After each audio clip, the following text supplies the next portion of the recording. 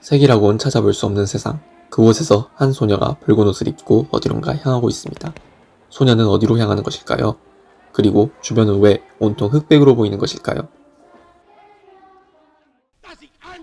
1939년 유럽에 불어닥친 재앙의 물결. 독일의 나치 정권은 게르만 우월주의를 앞세워 유대인과 집시족을 말살하려는 대대적인 인종청소 정책을 펼칩니다.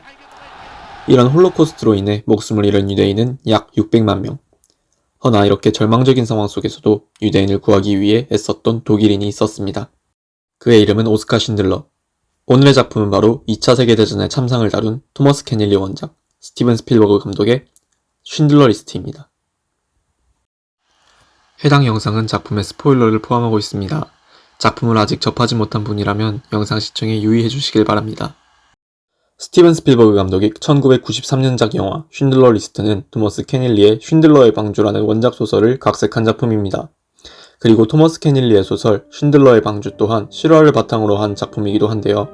해당 작품의 주인공인 오스카 쉰들러는 실존 인물로 2차 세계대전이 진행되는 동안 약 1200여 명의 유대인들을 홀로코스트로부터 구해준 유대인들의 영웅이기도 합니다. 영화와 소설 두 작품은 모두 오스카 쉰들러라는 인물을 조명하는 데 초점을 두지만 그를 조명하는 방식에서 그리고 말하려 하는 바를 전달하는 방식에서 분명한 차이를 보입니다.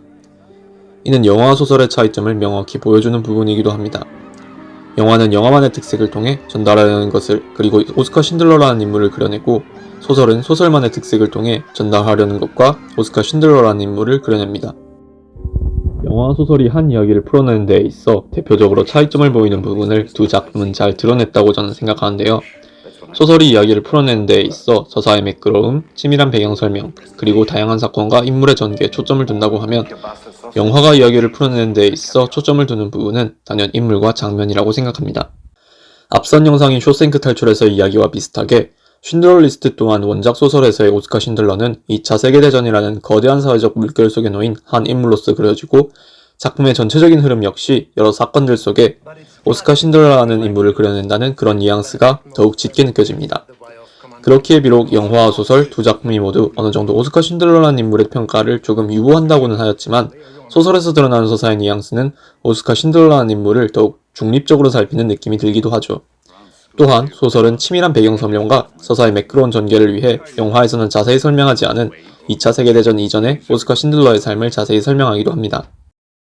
또한 소설 원작에서는 영화에서는 등장하지 않는 다양한 인물이 그려지는데요. 이는 많은 소설 원작의 영화가 그랬듯이 소설에 등장하는 다양한 인물들을 하나의 인물로 압축시키기도 한 것인데 그렇기에 소설에서 등장하는 다양한 인물들과 사건들은 작품의 서사가 비록 압축성이나 임팩트는 떨어지지만 훨씬 더 자연스럽고 현실성 있게 독자들에게 다가갈 수 있는 효과를 가져옵니다. 이와 비교해 영화는 이야기를 풀어나가는 데 있어 인물과 장면의 힘을 강조하는데요. 특히나 영화는 하나의 임팩트 있는 씬을 연출하기 위해 다양한 점에 집중합니다. 영화가 가진 대표적인 특색은 바로 색채입니다. 해당 영화는 1993년 작품임에도 불구하고 몇 장면을 제외하면 모든 장면들이 흑백으로 연출되었는데요. 바로 이 장면이 그 유명한 붉은 코트를 입은 소녀의 장면입니다. 해당 장면에서 유대인 소녀는 나치의 인종 청소 당시 거리를 걸으며 눈에 띄는 강렬한 색의 대비와 인상을 심어주게 됩니다. 해당 장면이 무엇을 의미하는지는 이를 바라보는 사람들마다 조금씩의 차이를 갖겠지만 영화는 이처럼 영화만이 가질 수 있는 시각적인 효과를 통해 2차 세계대전의 참상이라는 시대적 분위기를 관객들에게 효과적으로 전달하였다고 할 수 있겠습니다. 앞서 설명한 인물에 대한 차이점 또한 장면의 연출과 연관되어 있기도 합니다. 소설에 등장하는 다양한 인물을 압축한 사례는 영화 쉰들러 리스트에서 대표적으로 오스카 쉰들러의 유대인 조력자 이자크 슈텐을 예시로 들 수 있습니다.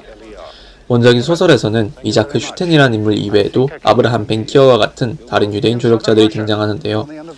영화에서 유명한 장면 중 하나인 기차에 실려가는 이자크 슈텐을 쉰들러가 구해내는 그 장면 역시 원작에서는 이자크 슈텐이 아닌 아브라함 벤키어가 등장하는 부분이었습니다. 하지만 영화에서는 오스카 쉰들러에게 도움을 준 유대인 조력자라는 한 범주의 인물들을 모두 이자크 슈텐에게 역할을 넘겨 담당케 하였는데요. 만약 해당 장면이 오스카 쉰들러에게 도움을 줬던 다양한 유대인 조력자 중 한 명을 구해내는 장면이라 한다면 그렇게 극적이라고까지는 느껴지지 않았을 수도 있었을 텐데 해당 장면에서의 등장인물이 주인공인 쉰들러에게 있어 유일한 조력자로서 영화에서는 그려졌기에 관객들은 해당 씬을 더욱 긴장감 넘치게 바라볼 수 있었다고 이야기할 수 있지 않을까 합니다. 또한 영화의 클라이막스 부분이라 얘기할 수 있는 부분, 오스카 쉰들러가 더 많은 유대인을 구하지 못하였다고 자책하며 울부짖는 부분은 단연 영화 쉰들러 리스트의 백미인 부분이라 할 수 있겠는데요. 이는 원작인 소설에서는 등장하지 않는 영화의 오리지널 장면이기도 합니다. 허나 해당 장면은 앞서 언급하였던 많은 부분들이 한데 겹쳐 해당 씬을 더욱 돋보이게 강조해주는 복선이 되었다 할 수 있겠는데요. 더 많은 유대인을 구하지 못하였음에 아쉬워 눈물을 흘리는 오스카 쉰들러의 모습에서는 영화에서 보여진 주인공으로서의 오스카 쉰들러의 면모에 대한 일종의 평가라고도 할 수 있겠으며, 자신의 유일한 조력자였던 이자크 슈텐가의 포옹을 통해 오랜 기간 이어져온 조력자 관계 혹은 히어로와 사이드킥의 감격적인 이별 장면 같은 극적인 연출을 보여주기도 합니다. 이는 영화로서 필요한 결정적인 클라이맥스 부분에서의 극적인 장면이라고 할 수 있겠죠. 원작을 읽고서 해당 장면을 다시 보았을 때 저 개인적인 감상으로는 해당 장면이 영화로서 붙여질 수밖에 없는 장면이라고는 생각하였으나, 원작 소설에서 오스카 쉰들러가 보여줬던 담담한 모습 또한 저에게는 무척 매력적으로, 솔직히 이야기하자면 더욱 매력적으로 느껴졌기에 이러한 차이점이 나타나는 부분들이 영화와 소설을 언제까지나 대체할 수 없는 관계로 유지되고 있는 것이 아닌가 하는 생각이 들었습니다. 스티븐 스필버그 감독의 영화 쉰들러 리스트는 불멸의 명작으로 남을 위대한 영화 중 한 편입니다. 이는 원작이 우리들에게 던지는 질문에 더해 영화 또한 우리들에게 대답을 던져줌과 동시에 또 다른 질문을 여러 장면을 통해 던졌기 때문이 아닌가 합니다. 오늘날 많은 상업적 작품들은 관객 그리고 독자들에게 생각을 요구한다거나 질문을 던진다기보다는 정해진 주제의식의 대답을 전달하고자 하는 경우가 많습니다. 스티븐 스필버그 감독 또한 쉰들러 리스트가 개봉되기 전 영화의 상업적 실패를 예견하기도 했었는데요. 이는 영화가 지닌 다양한 생각할 거리와 스티븐 스필버그 감독 스스로가 해답을 내리지 않은 여러 질문들이 영화에 녹아있기 때문이라고 생각합니다. 하지만 쉰들러 리스트는 스필버그 감독의 예상을 뛰어넘어 상업적으로도 성공을 거둔 위대한 영화가 되었습니다. 이처럼 문학의 재해석에 있어 재해석이란 단순히 원작이 던진 질문을 시대에 맞춰 답변하는 것만이 아닌 새로운 질문을 혹은 더욱 심화된 질문을 관객들에게 던질 수 있어야 하는 것이기도 합니다. 스티븐 스필버그 감독의 쉰들러 리스트처럼 다양한 영화들이 관객들에게 생각할 거리들을 던져주며 시대의 흐름에 맞는 새로운 질문거리들을 던져주며 상업적 성공을 거두기까지 한다면 앞으로도 문학의 재해석이 나아갈 수 있는 길이 더욱 밝지 않을까 덧붙이며 영상을 마치도록 하겠습니다.